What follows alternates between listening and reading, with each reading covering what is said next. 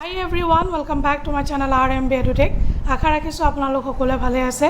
আৰু আজিৰ এই ভিডিঅ'টোত আমি এটা গুৰুত্বপূৰ্ণ নটিফিকেশ্যন ডিসকাস কৰিম আৰু নটিফিকেশ্যনটো হৈছে এটা এডভাৰটাইজমেন্ট ওলাইছিলে আৰু এডভাৰটাইজমেন্ট নাম্বাৰটো হৈছে এইটো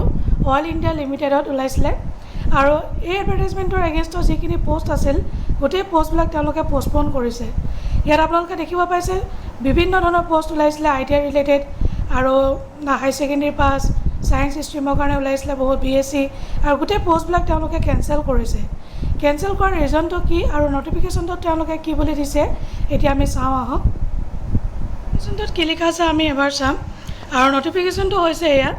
This is to inform all concerned that due to unavoidable circumstances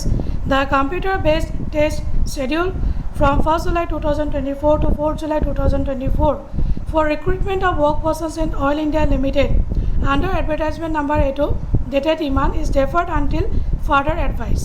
এতিয়া বাৰবাৰ তেওঁলোকে যদি এনেকৈ কেনসেল কৰি থাকে আগতে এবাৰ কেনসেল কৰিছিলে আৰু বহুত ব্যক্তিয়ে বহুত দিনৰ পৰা এটা আশা লৈ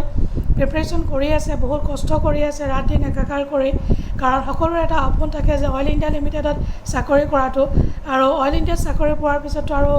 বহুতখিনি মানে লাইফটো সিকিউৰড হৈ যায় আৰু ইমান তেওঁলোকে যদি বাৰবাৰ এনেকুৱা কৰে কেনেকৈ হ'ব আগতেও তেওঁলোকে এবাৰ কেনসেল কৰিছে আৰু এটা সোৰ্সৰ পৰা মই ইনফৰমেশ্যন পাইছোঁ যে গম পাইছোঁ আৰু এইটো জেনুইন সোৰ্স হৈছে সোৰ্সটোত লিখা আছিলে যে যিটো ইনষ্টিটিউশ্যনক তেওঁলোকে দিছে পৰীক্ষা পাতিবৰ কাৰণে সেই ইনষ্টিটিউশ্যনটো অলৰেডি ব্লেক লিষ্টেড হয় আৰু এটা ব্লেক লিষ্টেড ইনষ্টিটিউশ্যনক তেওঁলোকে পৰীক্ষা কিয় পাতিব দিছে আৰু অলৰেডি সেই ইনষ্টিটিউশ্যনটোৱে বহুতকেইটা এক্সামিনেশ্যন পাতিছিল আৰু প্ৰশ্ন কাকতো তেওঁলোকৰ পৰা লিক হৈ গৈছে তো তেনেকুৱা এটা ইনষ্টিটিউশ্যনক তেওঁলোকে পাতিব দিয়াটোৱে ভুল প্ৰথমটো কথা আৰু ভালেই হৈছে তেওঁলোকে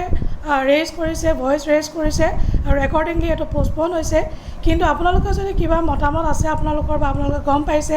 কমেণ্ট কৰি জনাব কাৰণ ল'ৰা ছোৱালীৰ জীৱনৰ লগত এনেকৈ হেতালি খেলি থাকিলে কেনেকৈ হ'ব কাৰণ বহুতে বহুত ধৰণৰ কষ্ট কৰে প্ৰিপাৰেচন কৰে আৰু এতিয়া এক্সামিনেশ্যন হ'বলৈ হৈছিলে জুলাইত তো তেওঁলোকে এতিয়া পোষ্টপন কৰিছে তো আপোনালোকে কমেণ্ট কৰি জনাব আপোনালোকৰ মতামতটো কি আৰু সকলোৱে মিলি আপোনালোকে মানে এই কথাটো ক'ব লাগিব যে ৰেজ কৰিব লাগিব আপোনালোকৰ নিজৰ ভইচটো কি কাৰণে পোষ্টপন কৰা গৈছে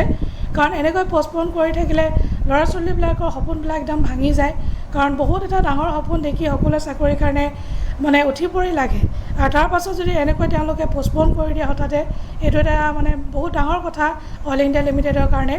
আৰু ইমানখিনি পোষ্ট ওলাইছিলে ITI BSc কেণ্ডিডেট 12 পাছ বহুত পোষ্ট ওলাইছিলে সো যদি ভিডিওটো আপোনালোকে ইনফৰমেটিভ বুলি ভাবিছে নিশ্চয় এটা লাইক কৰি দিব শ্বেয়াৰ কৰিব নাপাহৰিব লগতে মোৰ চেনেলটো ছাবস্ক্ৰাইব কৰিব নাপাহৰিব thank you so much bye bye and take care